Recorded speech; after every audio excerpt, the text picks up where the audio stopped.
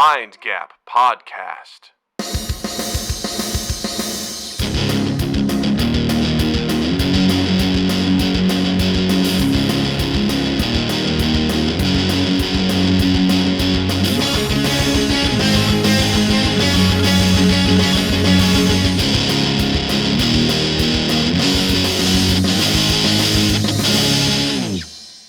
Howdy doody, everybody. Welcome to Mind Gap Podcast. I'm Doug. I'm Justin. And I told you, I just slip in and out of this accent now. For whatever reasons, it's stuck in my brain. And I'm like, I said, self, you got to knock that off. Because people don't want to listen to this. But here I am. Willy woo. But guess what? We ain't lost none listeners and or viewers yet. That's right. Speaking of listeners, hello, Richie Armour. Howdy doody to you, sir. Oh, howdy doody from across the pond. Yeah, you go fishing in that pond. What kind of fish you get out of there? You get yourself any catfish? I love me some catfish. Fried catfish. And, you know, they say that thing's a bottom feeder, but I'll tell you what, it feeds my tummy. And it's good. And it comes out my bottom. And it comes out my bottom because that right there, that's nature. And nature's a beautiful thing. Right. I read that in a book somewhere. Everybody poops, you know what I'm saying? Everybody dookies. That's what they said. Mm-hmm. All right. Well, that's enough of that for now. Okay, Well, hey, everybody. I did a video game live stream last week of Red Dead Online where I played Andy America, everyone's favorite American. And Andy America has not left us since. No, Andy America has stuck around a little bit, you know, as far as how that stuff goes. And I just kind of keep talking like that around the house. And right now, I'm slipping right back into it. It's happening again. Willy, willy, woo. Can you see how actors, when they do 3 months of a character, have a really hard time shedding that character after doing this for one weekend? Yeah. Not even a weekend. I did it for 2 hours on a Friday night. That's true. You know? Also, right. I lean on it because it's the only accent I can kind of do well. Like, as far as, like, keeping it, holding it, and being consistent with it. So I'm like, that's the only one I can do. I can't really do any other ones very well. I have to focus so hard, and even then I'm bad at them. Even British kind of comes and goes. I slip into different regional dialects where I'm like, "Oi, what's this about?" You know, which wasn't even, I said a boot, you know? "Oi, what's this about?" It's a bit of a whiffle, isn't it? You know, it's just whatever I can get out there. And then sometimes I can do the very I don't know, the very hidey-tidy kind of British, but that's not really British. Almost transatlantic is what we're doing in here. You know what I'm saying? And then the train's going around the track, and oh my gosh, it's the dog, and the dog's chasing the bird, and oh, they're going to get it. Oh my God, it comes in first. Hey! You know, I don't know. I can't hang on to that stuff very well. Just dipping in and out, you know? That's how Natalie got made. If you want, I can just go, I can make some tea if you just want to keep going through Welcome your list. to the one-man show. Boop, boop, boop, boop, boop. I know anyone that speaks like that. Nobody does, Richie. Nobody does. Nobody does. Richie, obviously, you need to meet more of your own countrymen because what Doug's doing is a spot-on British. Pretty spot on, from what I understand. That's the only way that I've heard anyone from England. A lot of it too is I lose confidence as I'm saying it, as I'm doing it. I'm like, oh, I missed it. I'm losing it. Oh God! It's like when you're dreaming. I don't know if you've ever had this, but I dream and in my dream I'm like, I can fly, and I've got it for a second, but then for some reason I'm like, no, I can't, and I start to fall, and I'm like, no, you have to focus. I'm like, too bad, you're falling, and I'm like, ah! It's the same way with accents, you know. Once you lose that, you can't gain that back in a dream. Once you become self-aware of the fact that you're doing it, you're dreaming. It's over. Yeah. I've never been able to control it in a dream, personally. I can do invisibility sometimes.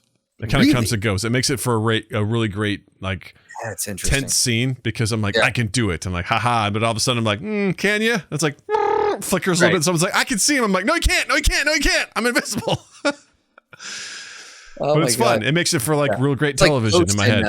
In Ant-Man and the Wasp. Oh. What? The character Ghost in Ant-Man and the Wasp. How she phases in and out, and like sometimes it works and sometimes it doesn't quite work. Yeah. I thought you were like, it's like Ghost in the movie Ghost, you know? No.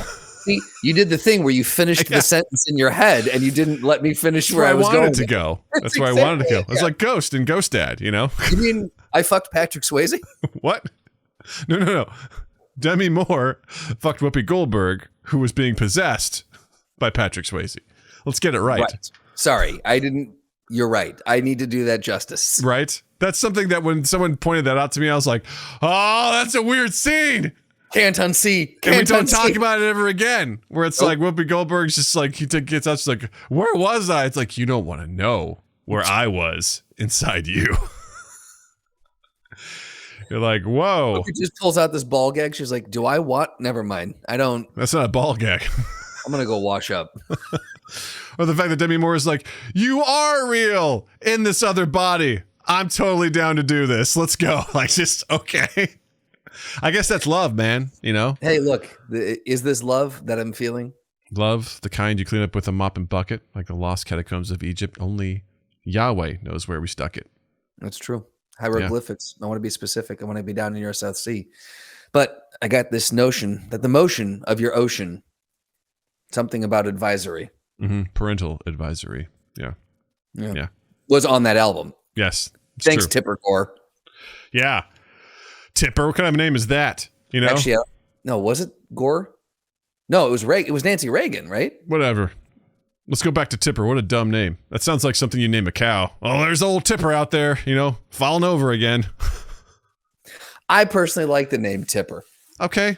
You do. Let's see. I think. How many people are named Tipper? I like that you think you're going to get an accurate number based off this. Well, I'm going to mynamestats.com, and you know this is going to be real shit. I now just have a virus. Well, here we go. Tipper is ranked as 43,838th most popular family name in the United States with an estimated population of 636. That's more than I thought. So it's not last. It's not last. The name is in the 94th percentile. What is the last name on there? What is the least commonly named thing? Can you sort by that? I'd love to. Least I have to assume it's something like name in the U.S.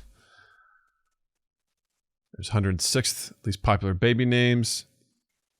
10 rarest baby names in the U.S. Let's try that. 10 rarest. I guess let's say least popular. Let's try that. 10 rarest. Hadley? Hadleigh. Hadley? Hadley Lamar. Zendaya? Okay. Or Zendaya. All right. Louisa? Oh.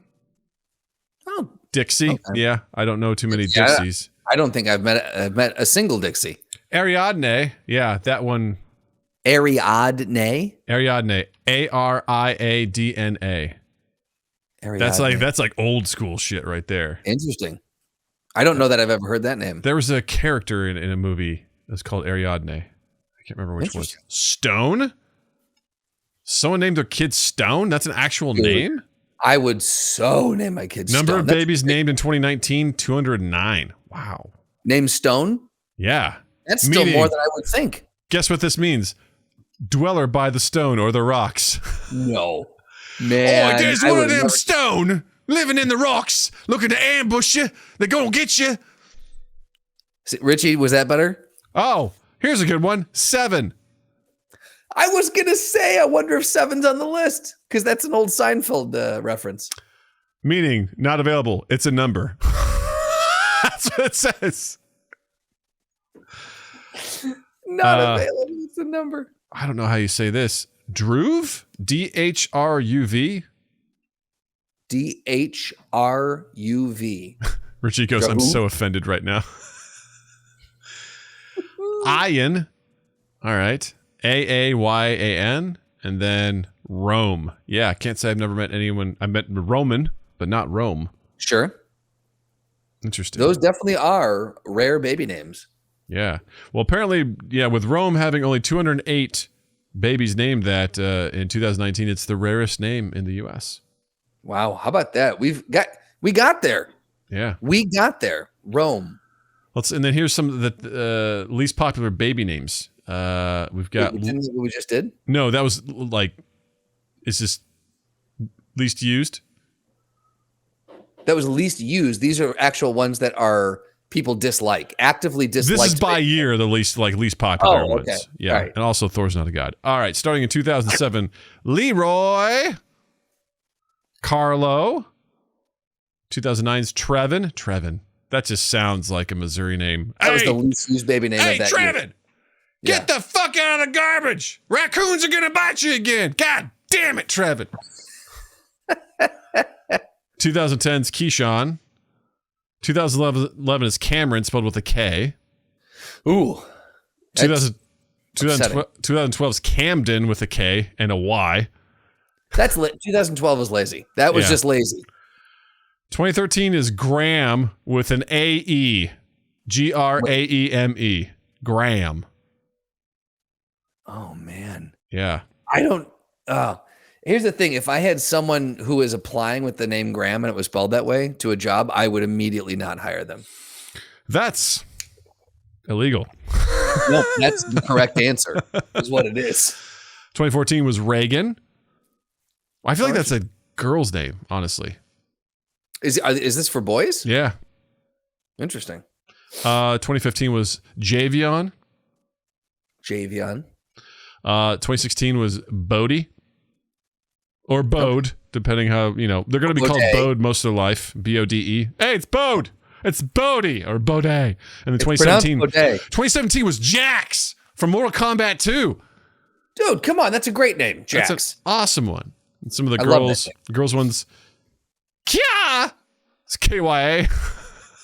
Kya! Dia, Gretchen, Carly with a K, Damaris, Sophie, Kaylin, Cambria, Sydney, Kensington, and Alora. Kaylin, what was the... Kaylin, Cambria, Sydney, Kensington, Alora. All right. Is Kensington with a C, just to be different? No, it's with a K. Okay. What about Kaylin? Kaylin is Kaelynn. Kaelynn. Kaylin. Oh my God. Kaylin. Yeah, Kaylin. Hey, Kaylin. Kaylin, go get Trevin out of the garbage. The raccoons are going to bite him in the butt again. Will you please look after your brother? God damn it. I'm trying to drink this Everclear and forget my life. I'm trying to drink this Everclear so I can go to sleep and be invisible. I'm going to try it tonight. Everclear usually makes me have weird dreams, but I think tonight's the night. My son is Kaylin, but it's spelled C-A-E-L-E-N. Right. Not K-A-E-L-Y-N-N. Big difference. I think it's Kaylin. Kaylin. I don't think it's Kaylin. I think it's Kaylin. Y'all want to try some Everclear? Says Goblin plays it. Hey, y'all need to start your car? Well, I got some Everclear. That ought to get it going. I like C-A-E-L-E-N. I think that makes sense. That looks like way more prestigious. And I'm not just saying this because I like Richie and I didn't want him to feel bad that we're making fun of the name. But Kaylin, like spelled like that seems like legit. Like that could be Right. One of my old managers is named Kaylin, and like she spells it C-A-L-E or C-A-L-E-N. Yeah. So like a normal way of spelling, not K-A-Y-L-I-Y-N-N-E. K-A-E. Doesn't matter. L-Y-N-N. Right. Kaylin. Maribeth. Alan. Alan. Look here, Alan. That's all I could think of was Alan. I miss you, Alan. I miss you, Alan. Alan. Oh, you got a job for me, Alan? I'll come down there, fix whatever you need. I'll fix your pipes. I'll fix your pipes, Alan. I'm not a plumber, but I lay pipe, Alan. Okay, Forrest. It just gets worse. Each sentence he just gets worse and worse, slower and slower. What other characters can we make? Let's go. Let's try and make other characters. Let's do other voices. Welcome to the voiceover show. Yeah, Jesus Christ. Voiceover episode. Episode 382. Episode 382. We're doing voices. How about that one, Richie? How'd that one sound? That sound good? It sound good to your ears and your sensitivities, your delicate sensibilities? Oh, wait. Do you hate the Irish? Is that how that works? I mean, typically, I think it depends. Well, look, I don't know. Justin, speak on behalf of Richie. How does he feel about the Scottish and if he's the Irish? True Englishman, then he should have a pretty white hot rage against both of them. Yeah, I'm just saying. I was filling in more so, as I understand it, more so against the Irish. But who am I to speak? How do we know? We just know that history says that England subjugated a lot of those people. I love all of them. Yes, that's just me. Yeah. Well, I come from Scots area, but no one gives a shit because I'm a mutt. So we've talked about this. The people that are like, I'm actually half Italian, and I come from this part. It's like, you're American. Like, stop it. I think it's pretty much like everyone in the UK. They just don't like, okay, got it. So it goes the opposite way. Yeah. Gotcha. English are like, hey, we're friends with everybody. And everyone else is like, I don't know about that. Yeah. Yeah. It's kind of like white people in America. They're like, we're great. People are like, no, you're not. You smell like wet dogs all the time for some reason. I'm just pulling up my ancestry because I want to, when you said a mutt, I want to see if there's been any updates to it because they, your ancestry? Yeah. Cause the more data they get in, the more they can hone in on it more. Hold on. Let's see your profile. Let's see what I am here, Doug. Can you guess? This will be fun. Swedish. Can you guess what the majority of me is? Here we go. I just pulled it up. Are you associated with the agency known as S.H.I.E.L.D.? Is this Ask Intent? I love it. I'm going to say with your last name, I'm going to say Swedish. That's going to be my guess. That is a good, and for a long time, I operated under that assumption. But I am technically 38% Norway, and that is the highest percentage I have in my. Guess what? Norway, Sweden, same place, as far as I'm concerned. I'm 14% Sweden and Denmark, which they lump together for some reason. Yeah, because fuck those guys. You know what I mean? Right. Like, if you're, who can tell, right? Right. They're not different countries. Fuck them. Here's the thing. If you go down and look at my entire list, it is no surprise. Like there's nothing on here that you're like, didn't expect that. It is every translucent. It's Norway, Scotland, Sweden, Germanic Europe, England, Ireland, and Wales. You're like boring white, boring white, boring white. That's it. It's just nothing fun at all. And it's such a bummer. I know. I always wished I was, I think we might have talked about this, but I always wished I had some like 75% this thing so I could hang my hat on it. But like with 38% Norway, 38%, what is that? That's not even, I'm not even half something. Most people aren't these days. You know what I mean? If you're from America, I know. It just, I always wished I had something I could hang my hat on like that. Boy, poor Natalie. You know how much Swedish you are or Scottish you are? Fuck if I know. I don't know. I know there's 4 countries when I was doing some sort of half-ass genealogy project in high school, and it was Scottish, because Cochrane is a Scottish name. Mm-hmm. There was English, which is boring. Then there was, I think, a bit of Swedish. And then there was another one. I can't remember what it was, but white.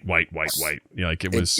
And then poor Natalie, it's like, you are an amalgamation of a bunch of horse shit. Like when she does this, if she ever does that, I'm like, it's going to be boring for you because Jill's maiden name is Whitmer, Germanic. It's like, it's all the same. Like we all came from the same place. It's nobody cares. We come from our father's balls.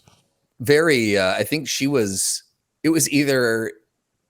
Hungary and it was Hungarian and Slovakian, I think, or Polish, Hungarian and Polish, I think was the two. It was like, you are this. just nothing else. Like you're very. This is all you are. Which is what she assumed based off of her family, how her family talks. I think it was my stepmom. Their maiden name was Del Ponte, and they thought they were, for a long time, it was, we are very much from Italian descent. And she got her ancestry back, and I don't know that there was any Italian in there. And I was like, it fascinates me because I'm like, how does that oral history being passed down get changed that much? I think part of it's also wishful thinking, Yeah, I guess, but yeah. Because I mean, I go by the fact that Cochrane is legitimately a Scottish name. Like I've seen the Cochrane crest and whatever, all that nonsense. But how much of that am I? I've leaned more on the Scottish part of it because Braveheart came out when I was younger, so it was like, yeah. Scottish people are cool, but whatever, I imagine like if I took that test, they're like, actually, you're not Scottish at all. I'd be like, oh, well, how about that? Wouldn't make a difference to you. Yeah, there's this amazing. Have you ever thought about taking the test? What's that? Have you ever thought about doing ancestry? Listen, you know me, I'm pretty easygoing for the most part, but I don't like the idea of giving some random company my DNA. Like, I don't want to be like, hey, here you go. What do you think they're going to do with it? Same thing with these face I apps. asked that half cheeky. I know. It's like, it's like the people that have, the face apps are like, oh, check this out. It's like, yeah, they are capturing your face. Sure. And they have access to it. Same thing like now this place just has a bunch of DNA from a whole bunch of different people and they just have it there. It's like, right. Do they have a clause where like, when you're done with this, we will dispose of it? I'm guessing not. I don't know. And regardless, they've done all that stuff. So I might, maybe not the company itself being nefarious, but what if some agency was like, hey, we need to get some information. Here's a subpoena. Will 23andMe or whomever be like, no? Or they'll be like, yeah, sure, here you go. I got to apply, the law asks for your DNA. I got to give them your DNA. I'm just like, I don't need that. I don't need that. Thank you. Okay. That's fair. I'm fine. That's fair. I usually am not too paranoid about that sort of stuff. But I'm like, I don't really want to be like, they're like, jizz in this cup and send it to us. I don't feel like doing that. I did that once already, fertility test, and it was weird. I don't want to do that for strangers. I mean, that was still a stranger, but I don't want to mail it. I wouldn't recommend jizzing into a cup and mailing it to anybody. No, for any reason. Yeah, that's multiple crimes. I think is what that is. You're towing the line there, and also sample won't live to wherever it's going. It just won't. It'll be dead by the time you get there. It won't be good. So, well, that's what I'm wondering too. I mean, sure, they have the data on it, but like, is the actual sample, like, are you worried about the sample living on or just the data from the sample living on? Well, I mean, it's just like, I don't know how the process works. What do they do with your DNA? Like they, obviously they store it, they process it somehow, and then that information is stored somewhere. And so, are there genetic markers that are in their database? Like, you know what I mean? Like, I don't know how all of it works. I'm just saying words that I've heard on TV and movies. I don't know how it fucking works. So, I mean, I don't know. Are they going to build dinosaurs out of my DNA? Is this Jurassic Park? Right. Jurassic Years World? later, there's another Doug walking around because they have your saliva. Yeah. Yeah. It's like, I'm sure it's probably being overly paranoid, but it's just one of those things where I'm like, I don't care enough about that. I exist now. Yeah. I don't really give a shit what my family lineage is because I'm in America. My family's been in America for several generations, and we're a bunch of white dummies. So, I mean, even if I found out, oh, you're 50% this, I'd be like, who fucking cares? Like, what am I going to do with that? Here's the thing. I found out exactly what you think you might find out. Yeah. So, right. I'm like, but now right? Well, for now sure. there's no, right? Well, yeah, exactly. I thought, look, I used to hang my hat on. I'm pretty much almost all Swedish. Yeah. No dice. Yeah, I don't need to know it that much. Yeah. I'm like, I'm good. I'm fine. It's totally fine. I am who I am, and that's who I am. I'm Popeye, the motherfucking sailor man, bitch. That should be a sound drop. Mark it. Mark it. Mark it. I thought I had something else I was going to say, and I got distracted. But that's the way the news goes. So we'll do some housekeeping real quick. That's what you guys get since I fucking forgot what I was going to say. I lost my train of thought. Real quick, y'all. If you're listening to this, great, fantastic on your audio in your ears. That's great. Also check us out on YouTube, youtube.com/mindgappodcast. If you are watching us on youtube.com, hit that like button. If you feel extra special, hit the subscribe button. It means a lot. We're dangerously close to 300 subscribers at this point in time. So everyone who's been subscribing, thank you very much. We appreciate it. We're marching forward. We're doing our stuff, and you're part of that. So thank you very much. Seth goes, Doug's ancestry is 30% Scotch, 30% Dutch, 40% Rudy. Yep. Yes. I love this too. Goblin Plays It says Popeye promoted spinach because someone missed a decimal point and thought it contained 10 times the iron. Later they corrected the mistake and it's still high in iron. Yes, I read about that. I didn't know this. It was a typo. People are like, spinach is so good for you. And it's like, I mean, it's good, but I had no idea. Not that good. They're like, look how much iron this has. They're like, holy shit. They're like, nah. And you should totally eat it because it's a leafy green, but it's not all it's cracked up to be. That's fascinating. I didn't know that, Goblin. That's awesome. Absolutely. Also, we do podcast live. We live stream on Tuesdays at 7 p.m. Central at youtube.com/mindgappodcast. And I also host a video game live stream on Fridays at 8 p.m. Central. This past Friday, we did Red Dead Online and we had a fucking blast. Let me tell you what. Andy America, Augie, I don't know Augie's last name. Hitler? I don't know. I don't know who Seth was playing as, but I kept forgetting his name. I think I got Augie right. And then Noah was playing as Gilky McGilkers. And we were just running around in the open plains, getting into trouble. It was a lot of fun. You can check out that VOD. There's also several shorts that I've compiled of some of the best moments. So you can check that out on our YouTube page as well. Glutenstein. There we go. I was close. Augie Glutenstein. Yeesh.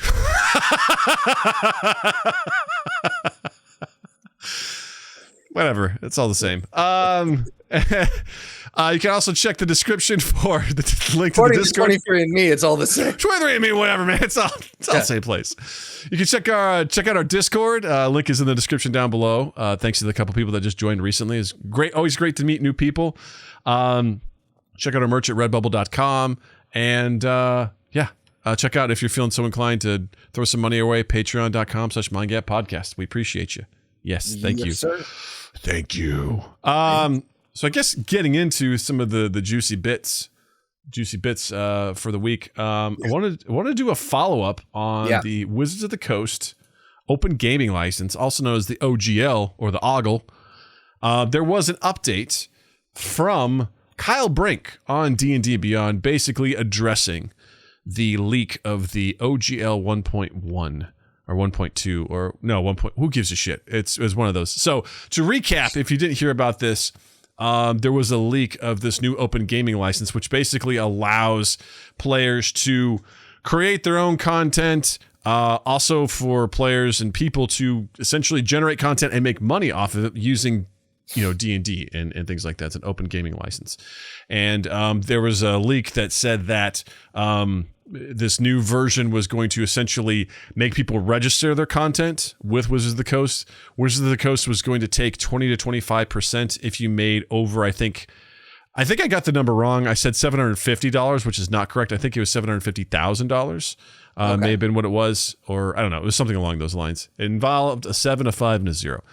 And they were also potentially going to put something about whatever you create, that Wizards of the Coast would have a irrevocable license for, everything moving forward, all of your stuff. So they could potentially own your stuff. And people were like, hell nah, we're not going to do that. So there was this post that came out from Kyle Brink that basically said, they're re-looking at this and, they apologize because more or less they like to have this conversation with the community and they don't necessarily want to just dump this stuff out there. So they made some adjustments. So they're calling this the Open Gaming License 1.2. And one of the big things they pointed out here that I thought was interesting was they want to protect D&D's inclusive play experience. So they want to make sure that there's no offensive or hurtful content published using Dungeons and Dragons stuff. So they want inclusive, safe play for everyone. That's really important.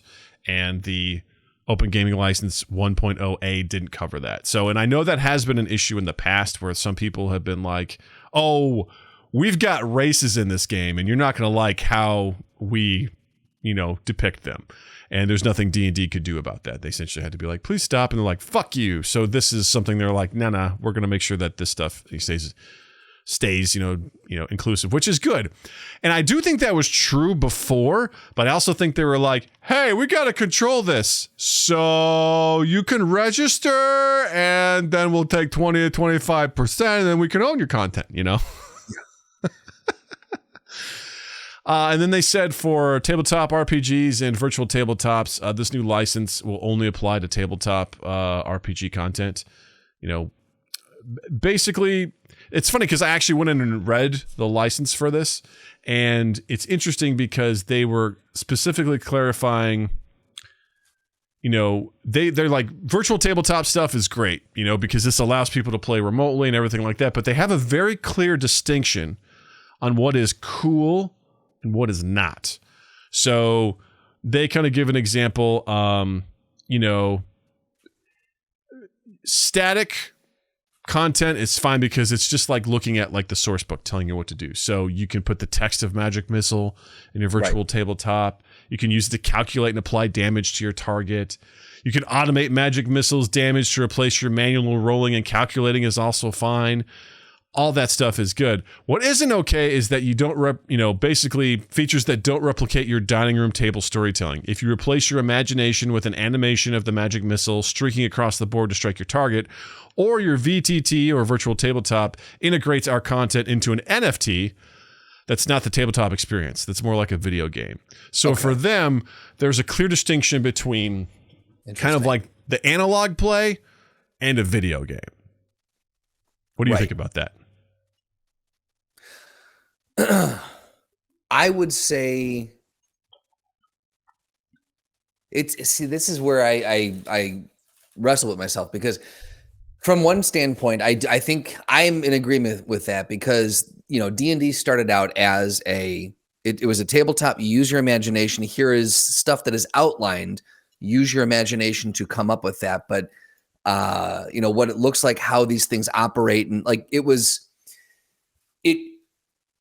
what they're giving you, the source stuff, is essentially imaginary, right? So if you are turning that into something that is tangible and physical, that's going away from what the original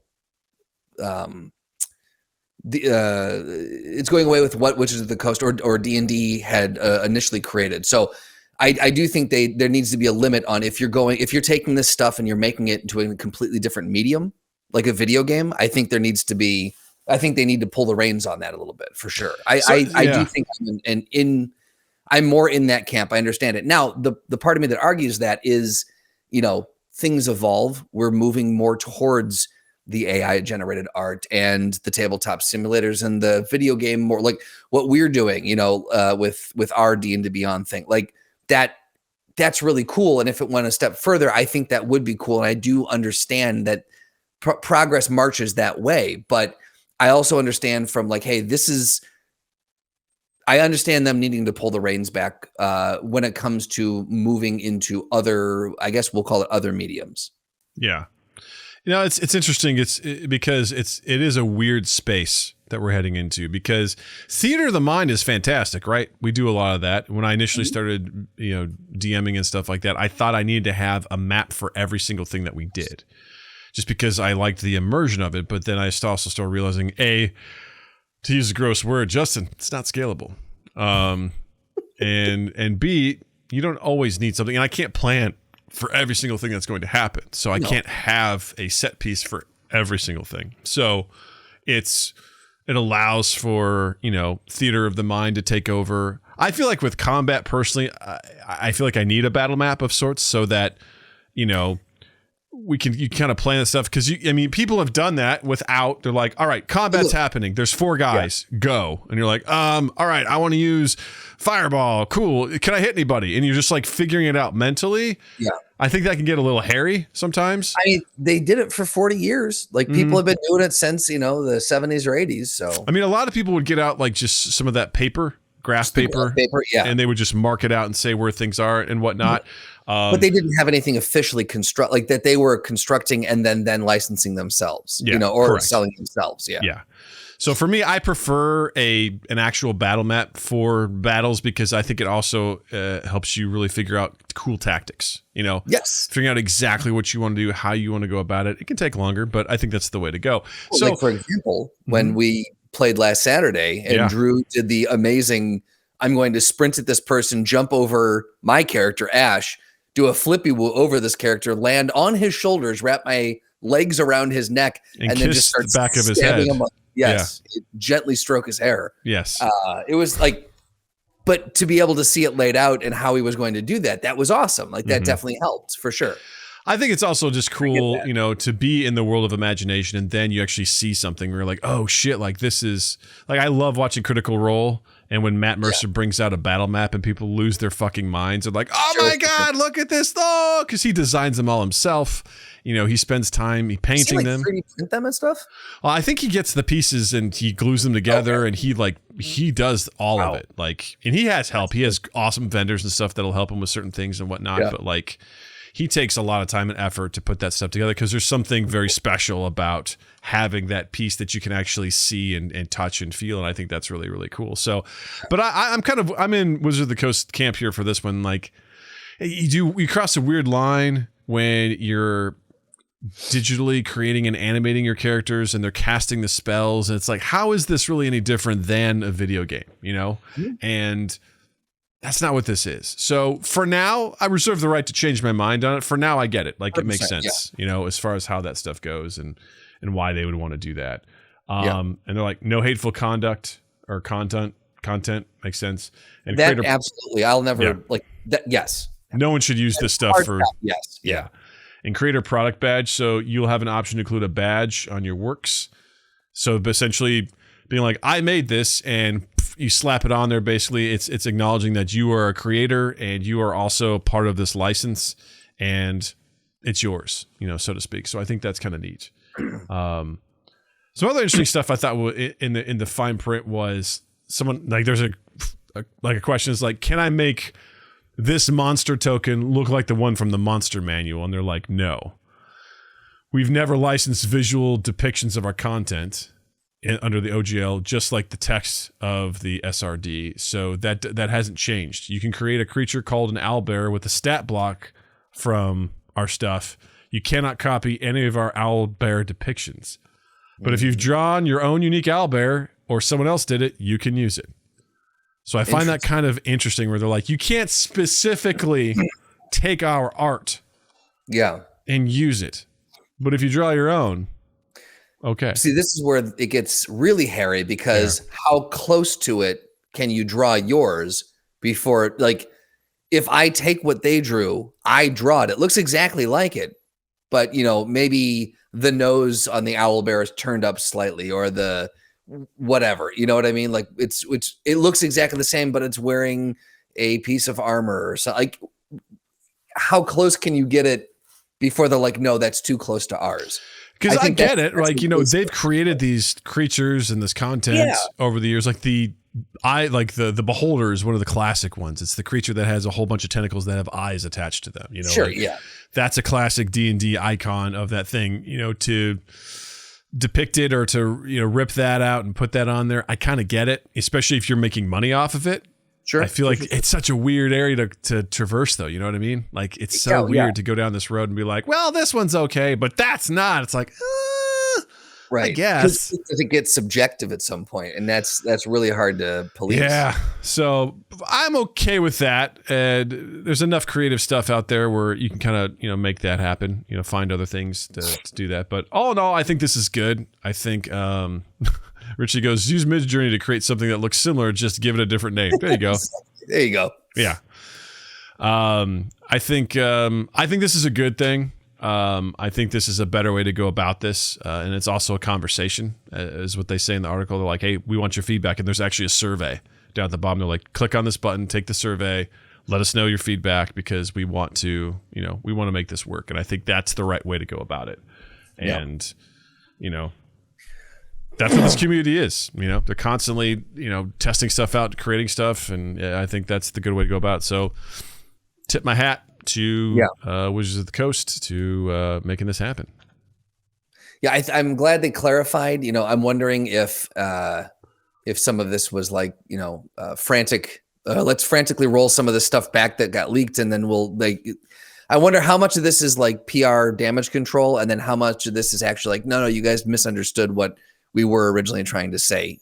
Regardless, I'm glad that they specified. I'm glad that things are cleared up, and I am glad that it seems as though it's not as restrictive as they were, as it had initially been perceived to be. Yeah, I agree. I think this is damage control. I think someone leaked that on purpose. Yeah, and I think it's for the best. So Moon Silhouette 77, hello. Nice to see you. Thanks for stopping by. That was a weird accent. I love this him. night's full of it. This night's full of it all. You know what I mean? Oi. Anyway, let's talk. We mentioned AI. Let's talk about some AI. You know, let's get into it. Let's do it. Let's get into it. So, cavernous. Let's get into it. Cavernously. So there's this excellent article from Futurism that was actually shared in the Discord by Mr. Slotty Bartfast. Thank you so much for doing this. Slotty is a bit of an expert when it comes to search engine optimization, and this topic apparently has been hitting his neck of the woods pretty hard lately. And the title of this article is CNET's AI journalist appears to have committed extensive plagiarism. And they have AI written articles that aren't just riddled with errors. They also appear to be substantially plagiarized. So, oh boy, here we go. What's interesting is that this is kind of a long article, but it's worth checking out because so apparently what's interesting is AI deals with a data set. You have to feed it something to train it on, right? Right. It needs. It can't just come up with stuff on its own. It needs something. It needs not only a prompt, but it needs to have a whole set of reference points to pull from. Exactly. So what they found was not only did this AI that they created to create articles plagiarize itself within the own company, but it was plagiarizing like its rivals and its competitors. And I'll give you an example of some phrases and things like that. And I'll also pop this over to the web view so folks that are watching can see this. But here's an example. So take this excerpt, for instance, from a recent article by CNET AI about overdraft protection. It says, how to avoid overdraft and NSF fees. Overdraft fees and NSF fees don't have to be a common consequence. There are a few steps you can take to avoid them. And compare that verbiage to a previously published article in Forbes Advisor that says, how to avoid overdraft and NSF fees. Same title, except that there's a couple of, the stuff's not capitalized the same way. Overdraft and NSF fees need not be the norm. There are several tools at your disposal to avoid them. Basically saying the same thing. They've either just tossed in a couple of words or changed them, used some synonyms to make that happen. And they go on to show like several other examples of how this AI has essentially been just plagiarizing the shit out of stuff. Moon Silhouette says, plagiarize the plagiarizer to plagiarize.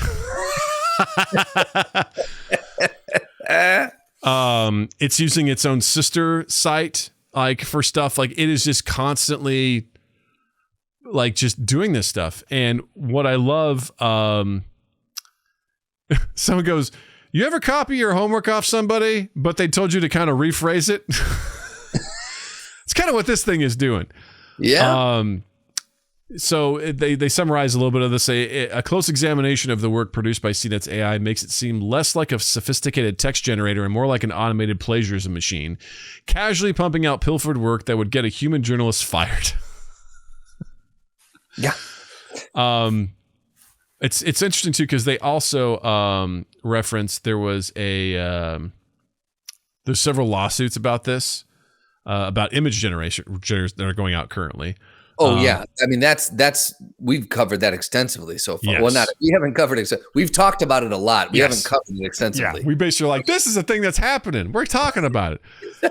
But there was a philosophy professor at Northern Michigan University, who said if a student presented the equivalent of what CNET has produced for an assignment in my class, and if they did not cite their sources, then I would definitely count it as plagiarism. And this professor in particular has made headlines because he discovered that one of his own students had submitted an essay generated using ChatGPT. And what he did with that was and I think the reason why he found it out is because it was way too coherent and well-structured. That's how he was able to tell. He's like, hold on a second. This makes too much sense. hold on a second. What's happening here? But he basically, he said this is something education has to adjust itself as well, because people are using things like ChatGPT to create all sorts of shit, which again, I didn't even consider as an almost 40-year-old adult, how that affects, I'm telling it to write fan fiction about how Justin's foot fetish saved him from an assassination, Right. That's where my mind goes. But these kids are like, hey, help me with my homework. And I'm like, oh, fuck, is this the new Spark Notes? Well, there was I was just talking with someone about this. Was it I can't remember who it was, but they're basically, they're in order to combat this, they're going to start making kids write essays longhand now. That I've also heard that what this professor has done is he makes the kids turn in drafts of their stuff. Interesting. Okay. So you don't just be like, all right, write a paper, and everyone just writes a final paper. He's like, nope, you have to show me drafts of how you're coming along. Iterations of how to oh, interesting. Okay. Exactly. Yeah. And he actually, I thought was pretty cool, is he made the student do it over. He goes, I'm not, the only way I would ever fail someone is if they keep doing it, Yeah. And he's like, they're here to learn. So the only way I'm going to teach them is if they actually do the assignment. So I'm just going to have them do it over again, which I'm like, that's pretty cool and whatever. That tracks. Yeah. Moon Silhouette says most things in colleges have to add where they find the information. So references. Absolutely. I remember that in high school when I had to write my term paper. I had to show, my teacher was like, you have to give citations for everything that you use. And she also made it so that we had to put an idea down on note cards. So essentially it was a way of helping us outline how we were going to write a term paper. We had to take a 1-sentence idea, write it out on a note card. And then, which seems really annoying at first, where like, as you're doing your research and whatever, like, fuck, I have to write these out. But when you put all of them together, you basically are like, oh, there's this idea, this idea, this idea. You're like, oh, it all strings together. And she told everyone, I'm going to pull one note card from every term paper that I read. And if that note card does not match what's in there, you fail. She's like, you can gamble. You can gamble. People have in the past. Maybe you get it. Maybe you won't. But is it worth it? She'd always put that in her mind. She's like, is it worth it? Yeah, that's tough. Like, I didn't do that. But I was like, no, you're a rule follower. I'm lawful good. All right. I can't help it. It's just who I am. So it's hard to be anything else. But I find this interesting because, again,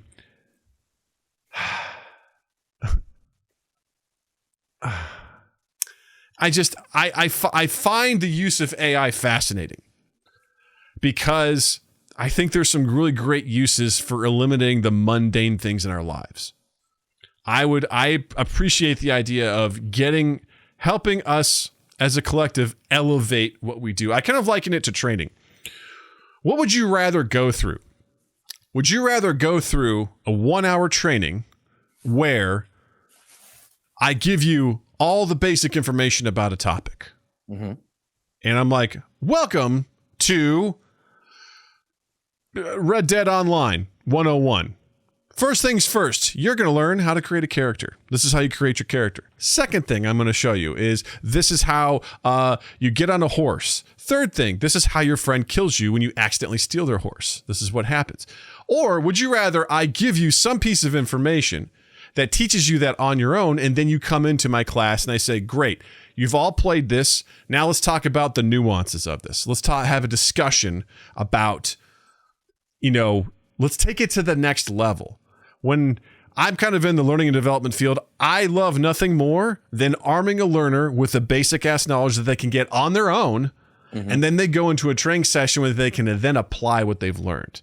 Sure. And that's kind of how I view AI. I like AI getting rid of that basic level shit. Have this thing do the really mundane, menial, just soul grinding functionality for us so we can step above to the next level of work, whatever that is, even if it's just like a quarter step above.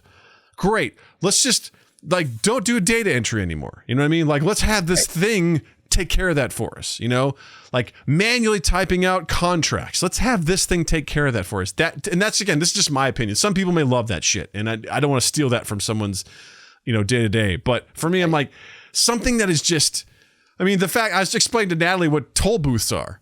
I go, you know what? This used to be, there used to be someone who sat in a booth all day and took people's money.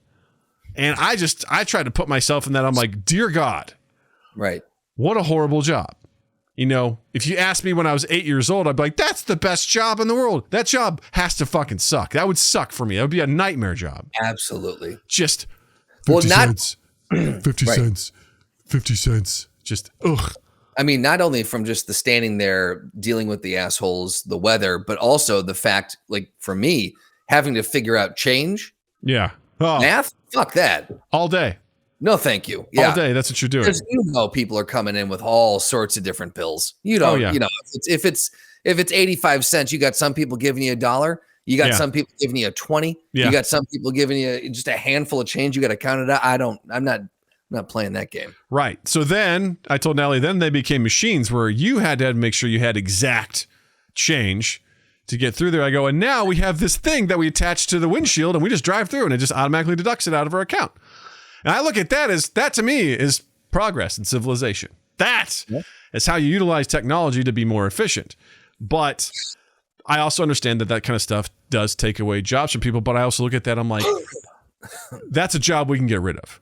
I'm sorry. We can. Sure. Well, yeah. I mean, yes. I'm stuck on the contract thing. Having AI go through, because you still have to have someone. You would still need someone to go through and manually double check the contracts that everything that the AI created is correct. So does that not seem like duplication of work? Well, I'd say the implication there is that over time it will get more and more progressive where you won't have to. Obviously, there's going to be a transitional period where you're like, listen, man, I know what AI is capable of nowadays. I've seen the shit it makes. We're absolutely going to double and triple check this shit. But if it progresses to a point where it was nearly flawless, or to the point where it is flawless, it's perfect. Like, or you have. Can you just put your faith in the fact that it's going to remain perfect? Fine. Instead of having a bunch of people type out contracts, you have one person that reads them. You know what I mean? So you're still minimizing what needs to be done. The bulk of the work is done by the AI, and yeah, someone still has to read it and double check it. Sure. But someone's not sitting there going, typing it out, doing whatever they're doing, and this sucks. I got to put this brief together for this fucking trademark case, and it's super obnoxious, and the AI just does it. Instead, that person just goes, all right, let me review this, and they check it to make sure that it's cool. I got to put this brief together for this case against Kraft Velveeta mac and cheese. Right. That says that it can be made. Assholes at it again. They're at it again. Richie says ChatGPT has taken research for certain sections on his podcast to the next level. We use so much AI on our show. You think AI will give me the boot in a few years? That's cool that you've done that. I think that's cool that you're using the tools that you have. And Moon Silhouettes. Go ahead. If you're comfortable sharing, Richie, I'd be curious to hear how are you using it to research sections of your podcast, like with what your podcast deals with, like how are you using it to save you time, basically? But go ahead. I'd be curious. Moon Silhouette says one thing to bear in mind is if the person is able to apply the info. Some people could be impaired in a way that affects them in performance. I say isn't it always the reason? That's true. And people can check the AI is still working. That's also true. So yeah, I mean, I also being inclusive here of all people and what they can do. I mean, that's where I feel like AI can also be helpful in that regard too, to some degree for some folks. But yeah, I mean, there will always need to be some sort of human element. I know a guy that I used to game with that used to work I think he still does work for like a car manufacturing company, and he used to be in charge of manufacturing the cars, but then he actually got into servicing of the machines, and now the machines do most of the work at the plant, but he's the one that's in charge of fixing the machine. So he was able to pivot to be like, he kind of saw what was happening. He's like, I need to be one that fixes the things that make the cars. So, because from an efficiency standpoint, man, like machines, just, they don't need to sleep. I'm not going to argue with you there. Yeah. I mean, it's hard to, but there needs to be human oversight. I think that's kind of the point here is like, yes, would it be nice for you and I just to have an AI write fucking blog posts?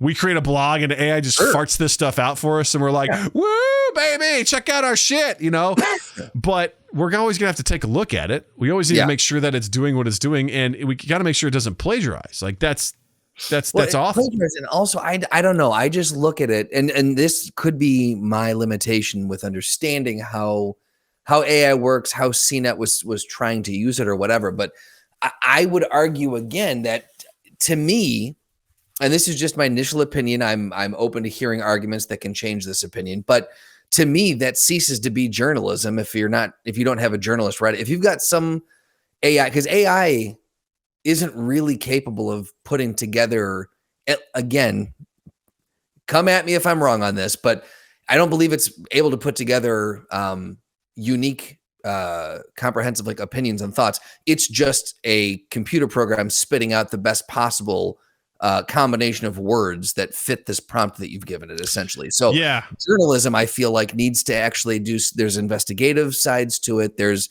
opinion sides to it. There's a lot of different angles that journalists come at a topic from. And I don't know that AI has the ability to do that. So if you're using it to generate content, to me, it ceases to be journalism at that point. Well, this is AI generated content, but it's not journalism. I would say, if in the current form, what I would say is have it write articles that are purely what journalism should be, is fact, right? Have them scanning reports, have them scanning for statements and being like, this happened.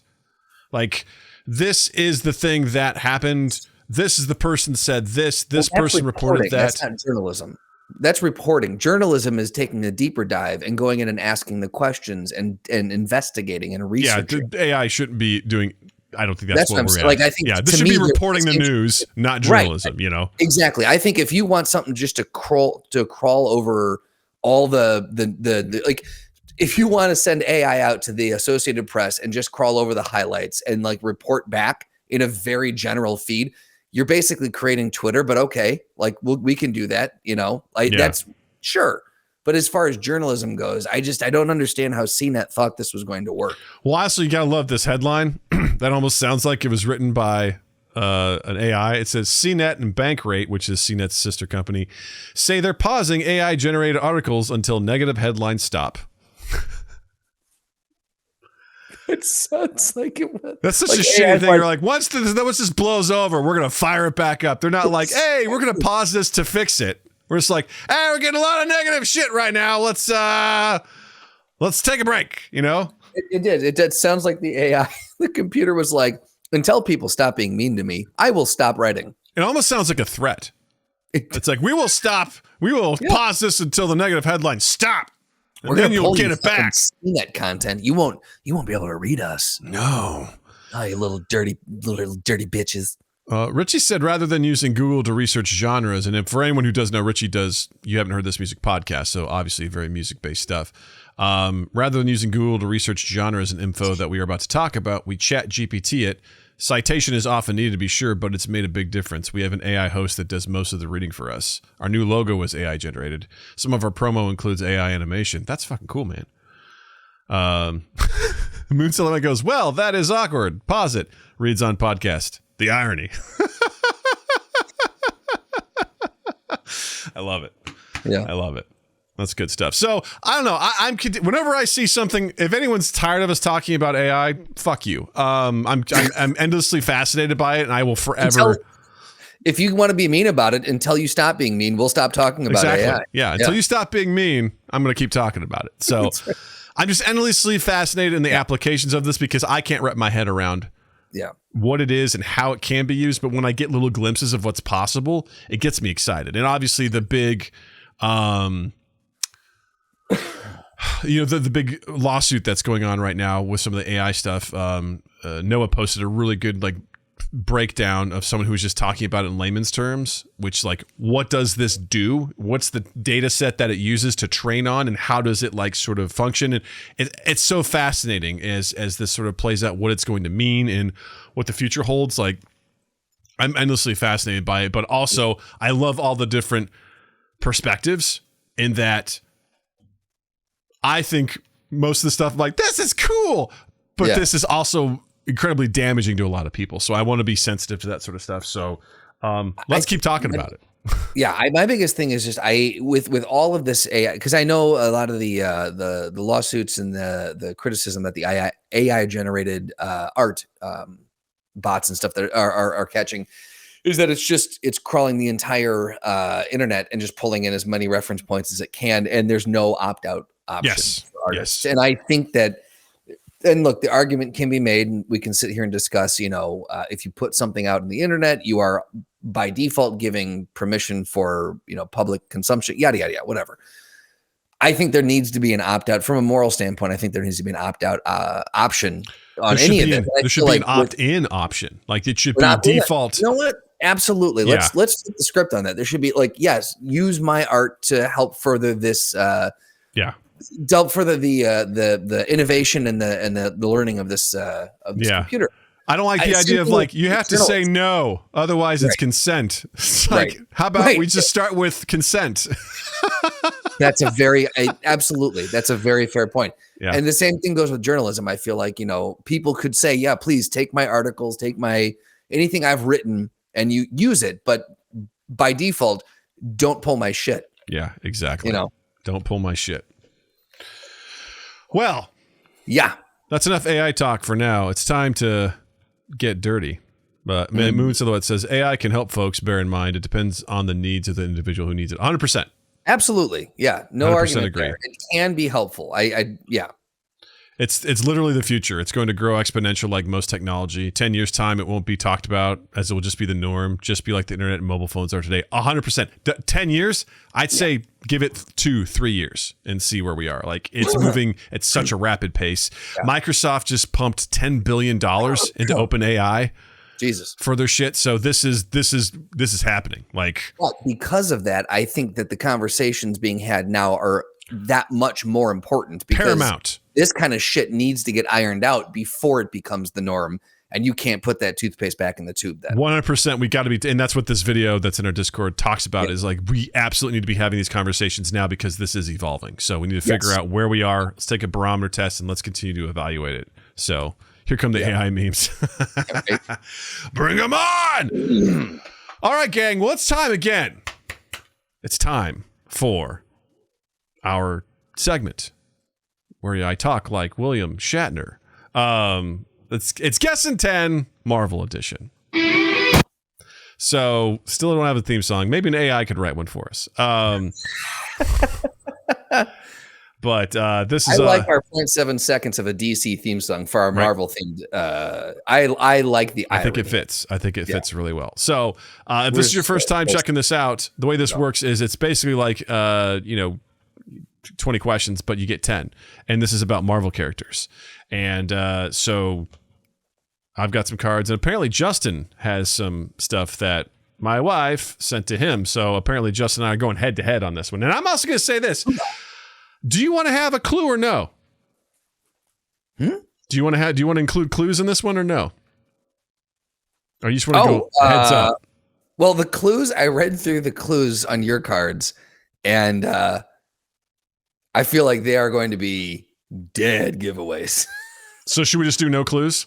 Yeah, you know what? Let's do no clues. Heads up, straight up, no clues.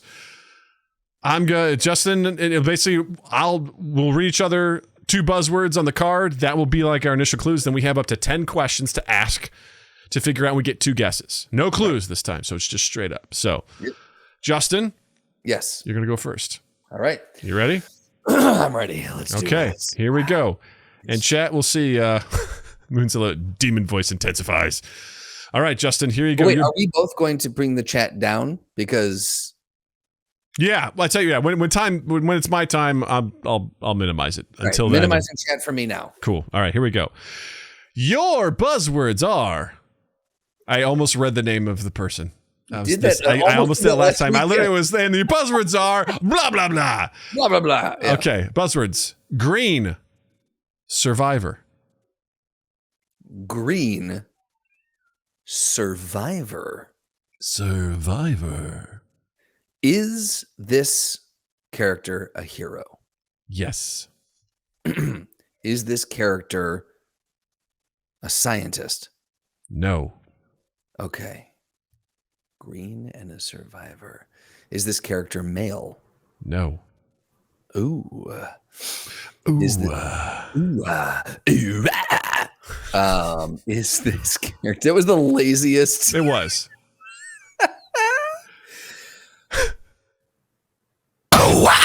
There we go. Nice. There we go. I knew I had it. Is this a hero? Not male. Also known as female. I'm sorry. I'm not presuming. You know what? You're right. I'm just saying. You're right. I'm sorry. That was very dumb of me. That was very genderist of me to do that. Look, the only reason I specified not male was because that was the question I asked, and that was how you answered. So I don't want to presume anything based off of last week. That's last fair. Week's debacle. Yeah, it was a debacle. That clip will be coming out soon also, so stay tuned. Okay, cool. So hero, female, and not a scientist. Okay. Correct. Is this individual a incredibly skilled fighter? Yes. Okay. Is this individual someone's adopted daughter? Yes. Is this Gamora? Yes. Yeah. Do you want to go for the bonus question? Yes. Oh, shit. All right. I said that without even thinking. I was like, sure. And then I remembered and I'm like, oh, these suck. Okay. Here you go. Yeah. Okay. Gamora is described as the most blank woman in the universe. Fill in the blank. Oh, God. Gamora is described as the most blank woman in the universe. Feared? I'm going with feared. No. Okay. That's dangerous. Fine. Dangerous. Which is dangerously close. It is, yeah. But not quite. That's fair. That's fair. Fortunately, you don't get that point at all. But, fair. I respect it. You're like, we're going for it. We're going for it. All right. My turn. Does make more sense than feared. Yeah. All right. I could think of many words, but I better not. All right, buddy. I'm bringing my chat back up now. Okay. I almost said deleting mine, but yeah, I just minimized it. Lay it out. Right. Here we go. So your buzzwords are strong, warrior. Strong and warrior. Okay. Strong and warrior. Is this a hero? Yes. Okay. Is this a man? Yes. Is this person from Earth? No. Is this person associated with the Guardians of the Galaxy?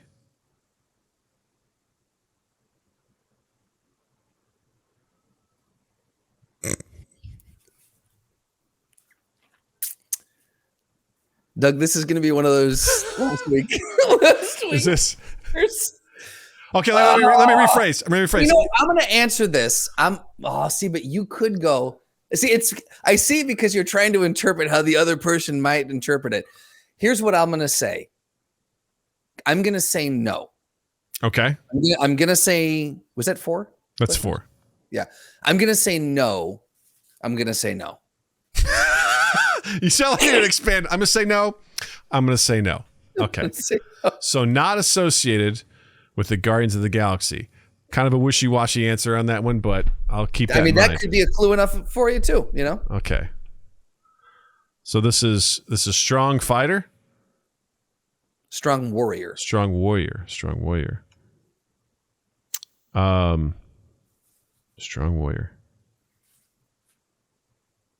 See, now I'm overthinking your answer to that. I'm overthinking it. I'm like, strong warrior, not from Earth. Okay, is this human? No. No. Okay. Strong warrior, not from Earth.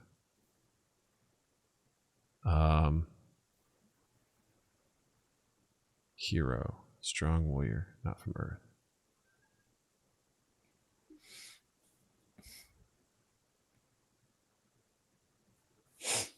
Is this person from Asgard? No.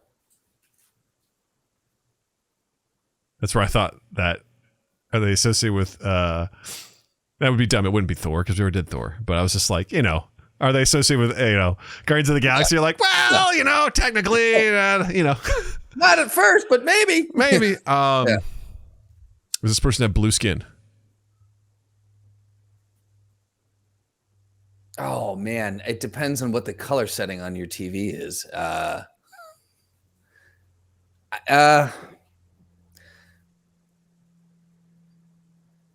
I'm gonna say no. I'm also basing it off the picture here, and on the picture, it's a hard no. Okay, that's fine because it gave me the answer I was looking for. Okay.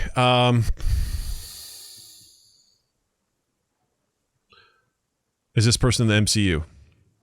Yes.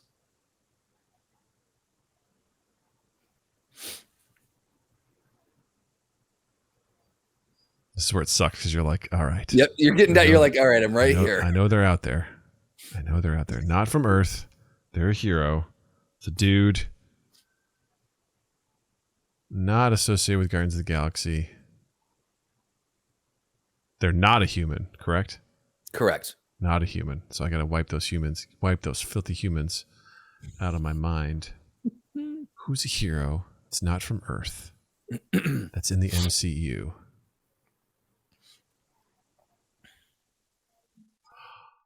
What were the buzzwords again? Strong and warrior. Are they made of rocks? Yes. Is it Korg?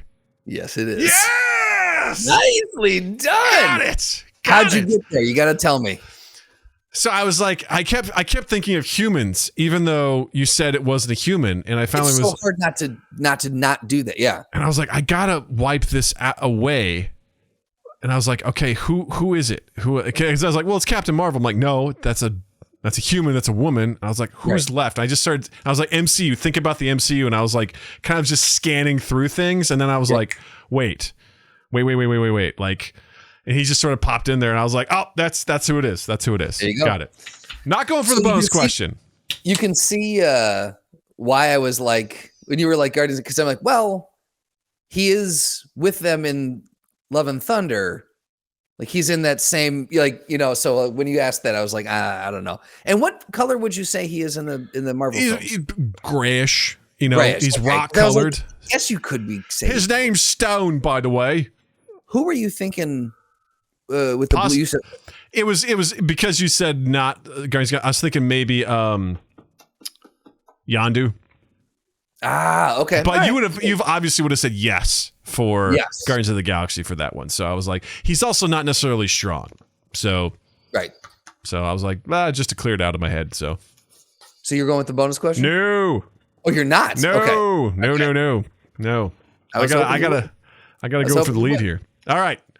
Are you ready? I am ready. I am bringing my chat down now. Okay, here we go. Your buzzwords are warrior and protector. Is it Cork? No. Go ahead. Warrior, protector. Yes. Warrior and protector. Okay. Is this a hero? Yes. Okay. I feel like the first three are always like, you got to get those out of the way. Natalie's gotten those down. Yeah, exactly. Is this male? Yes. Okay. So, what was it? Oh, yeah. Hero male. You said warrior protector was the two. Yes, warrior protector. Okay, cool. So hero, male, warrior protector. Is this person in the MCU? Yes. Okay. Is this person human? Yes.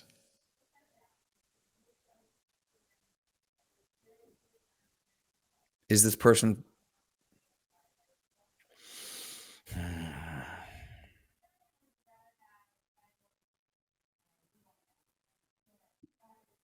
Is this person originally from Earth? No.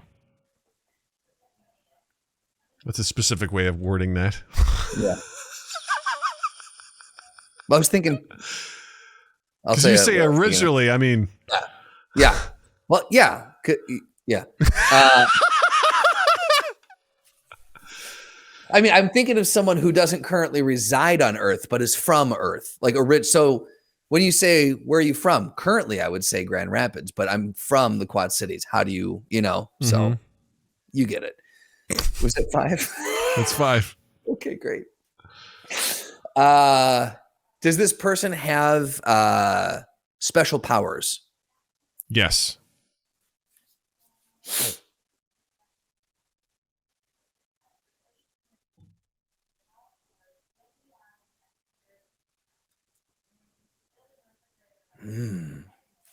Male.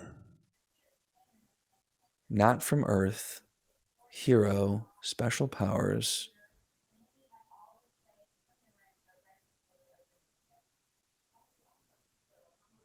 Warrior? Protector.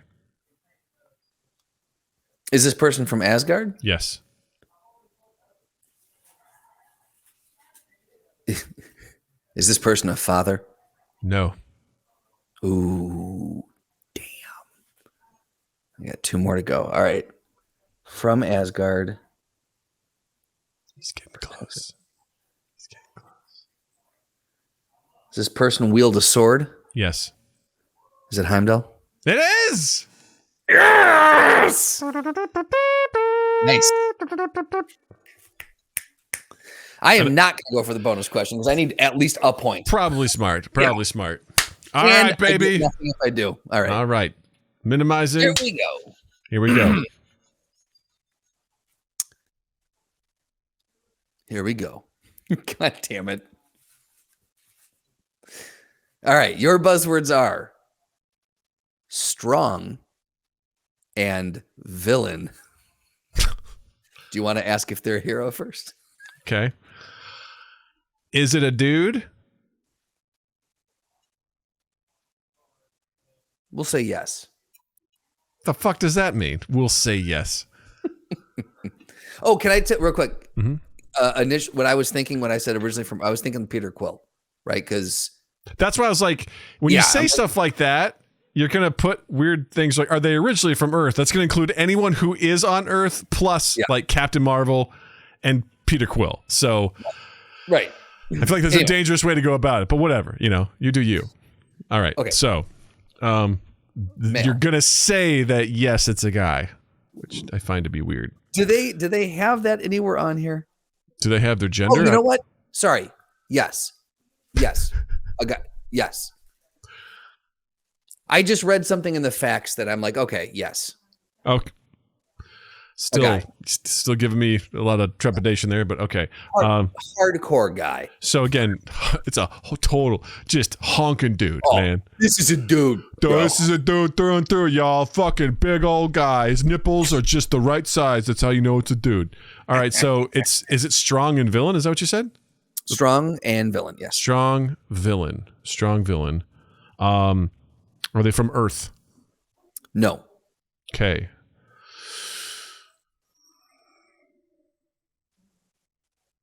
Strong villain.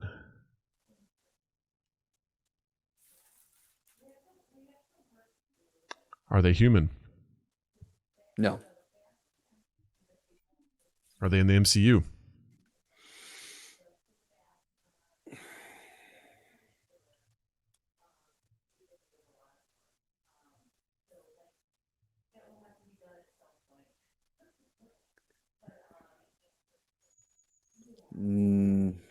No.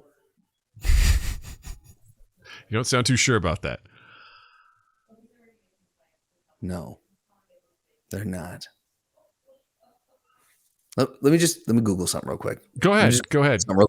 Google something real quick, because at the end of the day, folks, we got to be right here. We got to guess this. We got to do the right thing, And if you're on your own, being like, I have an idea who this is, just great. No, not in the MCU. No, not in the MCU. Yes, not in the MCU. Not from Earth. Correct. Are they from the Spider-Man universe? Yes. Do they have a symbiote? Yes. Is it Carnage? Yes. Yes. That's what I'm like. Symbiotes don't have a sex assigned to them. But then I was like, well, Cletus Cassidy.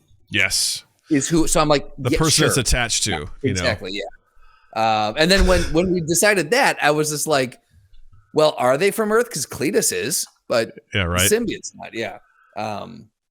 Yeah. Oof. Yeah. That was one of the ones in there when I was thumbing through this, just, in general to see who was in the deck. I'm like, oh, fuck. I don't know if I'm ever going to get that one because I just don't think of Carnage, Here's the thing is that at the bottom here, it says Earth, but the symbiote is not from Earth. I guess the thing is, like, who's Venom?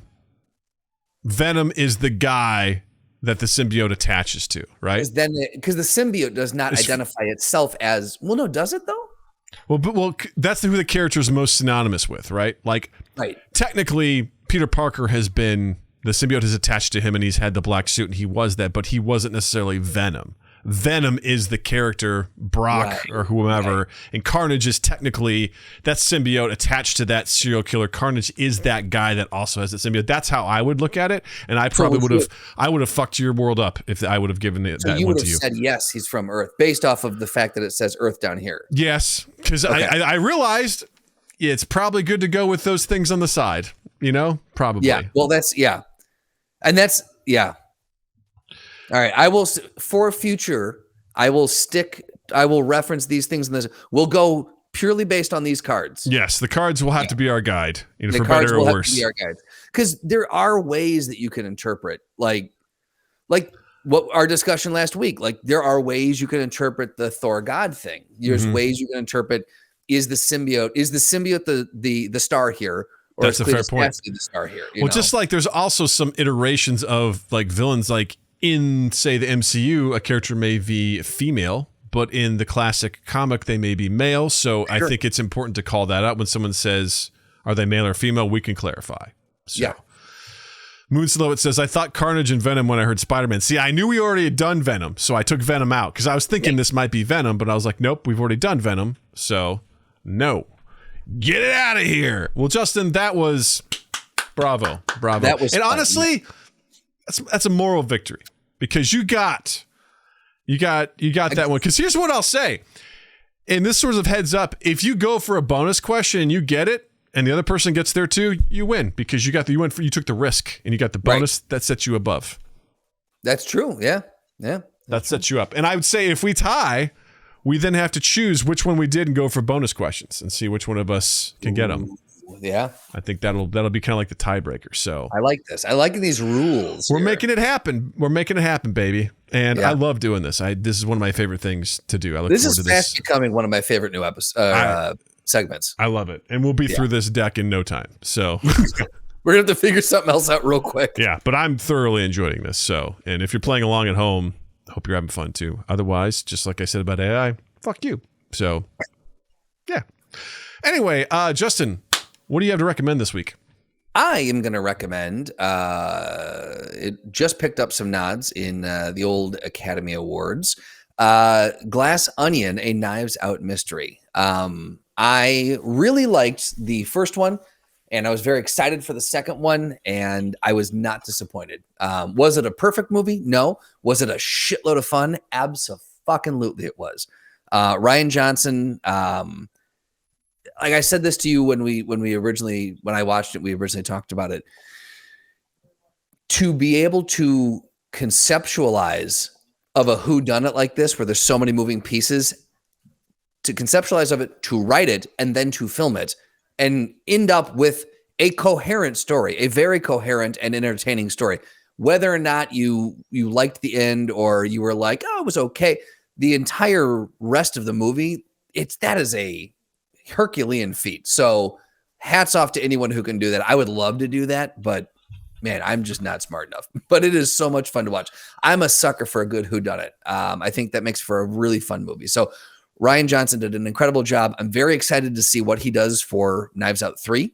They're doing a third one. They are. I think awesome. When Netflix bid on this, they spent about $450 million to get 2 and 3, to get 2 sequels to the original. So they apparently there's a big bidding war and Netflix won out. And so there will be a third, but I listened to Rian Johnson's got a producing partner that's stuck with him for, I think he's produced every film that Johnson has done up to this point, at least every major film he's done up to this point. And he was on a podcast. I was listening to the guy and he goes, Ryan's really busy with, this was recorded a while ago when it was coming out. He goes, he's very busy with press on this. He's going to need a little bit of time between finishing press on this to decompress and then start thinking about what the next thing could be. Because you don't want to, in a movie like this, you cannot repeat any plot points. So you've really got to keep, so he goes, Ryan needs to really sit down and take some time for himself to figure out. So he goes, he's really good. He sits down with a notebook and he plots the whole thing out before he writes it. So he's got it'll be a while. So it's coming. It's just going to be a little bit of time. No rush. Get to it whenever you get to it, Ryan. All right. Yeah. Totally good. What do you got, Dougie? I recommend the movie Athena on Netflix. If you like one shot or tracking shots, this movie will make you jizz in your pants. Like, really? The opening sequence is 10 minutes, all one shot, and it's chaos. It starts out calm and it just erupts into absolute chaos. It takes place over 24 hours. And it deals with these three brothers, who their youngest brother is killed, and the aftermath that happens after the fact. I will say, plot wise, kind of falls apart in the third act, but just visually phenomenal. Like it's actually really impressive how they're able to tell a story with so many tracking shots. Like, because you don't have time to like cut away and get like back and forth dialogue. You just get bits and pieces here and there. And there's some moments where they obviously aren't doing tracking shots, but the way it makes you feel as you're just sort of witnessing this stuff happen is wild. And I really enjoyed it. Again, the story kind of falls apart at the end for me, but totally worth watching just for, it's a cinematic experience and it's on Netflix right now. And I saw like just a little bit like for like it came up on, the suggested things and it kind of did the autoplay for it. I'm like, look, I don't know what this is, but I'm going to check it out. And I was like watching and I'm sitting there going, I don't think they've cut away yet. I kept waiting for the point. I'm like, oh, they should probably cut away now. It's been 4 minutes. And they're still going. I'm like, Jesus Christ, how much longer are we going to go? And these are not simple shots either. Yeah. We are moving from location to location in real time. Like there's riots happening. It is nuts. I'm like, holy shit. And there's so many of those shots in the film. So if you want like a very interesting experience, I say check out Athena on Netflix. It's you sold me. I'm me. Cool. I like that's all I needed to hear. I love a one-shotter, dude. There's movies where they just have just one scene that is a one scene, like one shot take, and I'm like, oh wow, this movie is just littered with them. So that's awesome. Go have fun. It's interesting. Cool. So, woo! Well, gang, thanks so much for hanging out with us this week. This was another fun one. So thank you so much. Thanks to everyone who's chatting us up. Richie and Moon and Seth and Zinni and Noah for stopping by. We appreciate you. And you could be part of the show as well. Just hop by when we live stream on Tuesdays at 7 p.m. Central, youtube.com/mindgappodcast. You can also join me on Friday nights at 8 p.m. Central for the video game live stream, which is great. Check us out on YouTube. Check out our videos. We've got a whole playlist of shorts, a bunch of our dumb shit that we kind of clip together. It's always a lot of fun. As well as other playlists and things like that. So please feel free to check us out there and, like, subscribe, share that stuff around. It means the world to us. We're getting close to 300 subs, which is huge. When I think about how far we've come in a short amount of time, like this has been really big. So thank you all for your support. You all are wonderful. We appreciate you. We love you. And as always, check out the Discord link in the below. Join our community. Check out our merch, redbubble.com, patreon.com/mindgappodcast for all that sort of, if you want to throw some monetary stuff our way, you're welcome to. And also don't forget to follow Justin online as well. On Instagram at Justin_Michael, spelled Mikel. It's the fun way of spelling it. While you're in the online realm, check us out on any of the podcast apps where you find and consume quality podcasts. You will find us there. We'd love it if you would rate, review, subscribe, share around all the things that we ask you to do every week. They mean so much to us and they take such little effort from you. And it would, again, mean so much. And isn't that what this is about? What means a lot to us? At the end of the day, yes, I think that's what this is really all about. And then 2east8th.com and 2east8th on all social medias, and then loveandimprovfilm.com and loveandimprovfilm on Instagram. Yeah. Well, gang, until next time, you all get together, be cool. Remember, tell Trevin to get out of the goddamn garbage because the raccoons are going to get him. Kaylin, take care of your brother. And with that, I'll say, Justin, thank you. Douglas, thank you. Chat, thank you. Listeners, thank you. And you all have a dandy fucking week. Mind Gap Podcast.